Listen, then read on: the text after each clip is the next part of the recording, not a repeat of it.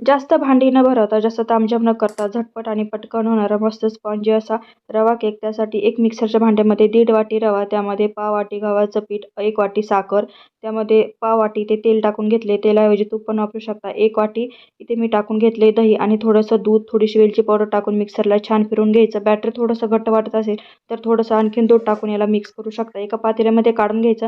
20 मिनिटं याला छान भिजून घ्यायचं. त्यानंतर एका डब्याला मी थोडंसं तेल लावून घेणार आहे. त्यामध्ये थोडंसं गव्हाचं पीठ टाकून याला छान डीप करून घ्यायचं.